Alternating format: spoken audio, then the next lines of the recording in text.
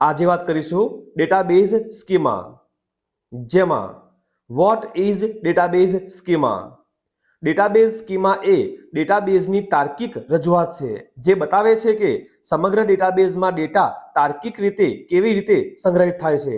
તેમાં વિશેષતાઓ અને સૂચનાઓની સૂચિ છે જે ડેટાબેઝ એન્જિનને જાણ કરે છે કે ડેટા કેવી રીતે ગોઠવાય છે અને તત્વો એકબીજા સાથે કેવી રીતે સંબંધિત છે. વાસ્તવમાં ડેટા ભૌતિક રીતે ફાઇલોમાં સંગ્રહિત થાય છે જે અસંગઠિત સ્વરૂપમાં હોઈ શકે છે, પરંતુ તેને પુનઃપ્રાપ્ત કરવા અને તેનો ઉપયોગ કરવા માટે આપણે તેને સંરચિત સ્વરૂપમાં મૂકવાની જરૂર છે. આ કરવા માટે ડેટાબેઝ સ્કીમાનો ઉપયોગ થાય છે. તે ડેટાબેઝમાં ડેટા કેવી રીતે ગોઠવવામાં આવે છે અને તે અન્ય ડેટા સાથે કેવી રીતે સંકળાયેલ છે તે વિશે જ્ઞાન પ્રદાન કરે છે.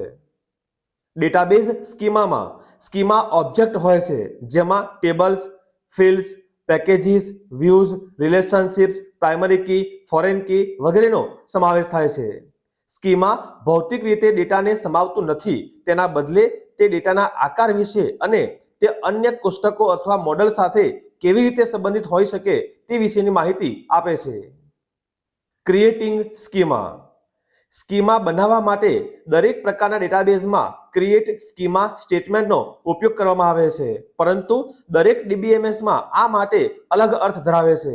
જેમ કે MS SQLમાં ક્રિએટ સ્કીમા સ્ટેટમેન્ટ ડેટાબેઝ બનાવે છે, કારણ કે MySQLમાં create schema statement create database statement જેવું જ છે અને સ્કીમા એ ડેટાબેઝ સમાનાર્થી છે. ટાઇપ્સ ઓફ ડેટાબેઝ સ્કીમા, જેમાં logical schema, physical schema, view schema. આ દરેક વિશે સામાન્ય માહિતી મેળવીશું. જેમાં સૌથી પહેલા ફિઝિકલ ડેટાબેઝ સ્કીમા. ભૌતિક ડેટાબેઝ સ્કીમા સ્પષ્ટ કરે છે કે ડેટા કેવી રીતે ફાઇલો અને સૂચકાંકોના સ્વરૂપમાં સ્ટોરેજ સિસ્ટમ અથવા ડિસ્ક સ્ટોરેજ પર ભૌતિક રીતે સંગ્રહિત થાય છે. ભૌતિક સ્તરે ડેટાબેઝની રચનાને ભૌતિક સ્કીમા કહેવામાં આવે છે. બીજું, logical database schema. Logical database schema એ તમામ તાર્કિક અવરોધોનો ઉલ્લેખ કરે છે જેને સંગ્રહિત ડેટા પર લાગુ કરવાની જરૂર છે. તે દ્રશ્યો, અખંડિતતાની મર્યાદાઓ અને કોષ્ટકને વ્યાખ્યાયિત કરે છે. લોજિકલ સ્કીમા એ દર્શાવે છે કે ડેટા કેવી રીતે કોષ્ટકોના સ્વરૂપમાં સંગ્રહિત થાય છે અને કોષ્ટકના લક્ષણો એકબીજા સાથે કેવી રીતે જોડાયેલા છે. ત્રીજું, વ્યૂ સ્કીમા. ડેટાબેઝની વ્યૂ લેવલ ડિઝાઇનને વ્યૂ સ્કીમા તરીકે ઓળખવામાં આવે છે. આ સ્કીમા સામાન્ય રીતે ડેટાબેઝ સિસ્ટમ સાથે અંતિમ વપરાશકર્તાની ક્રિયાપ્રતિક્રિયાનું વર્ણન કરે છે.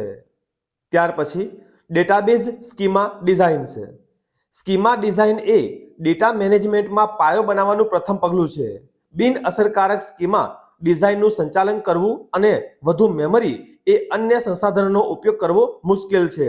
તે તાર્કિક રીતે વ્યવસાયની આવશ્યકતાઓ પર આધાર રાખે છે. પ્રોજેક્ટ જીવનચક્રમાં સરળતા બનાવવા માટે યોગ્ય ડેટાબેઝ સ્કીમા ડિઝાઇન પસંદ કરવી જરૂરી છે.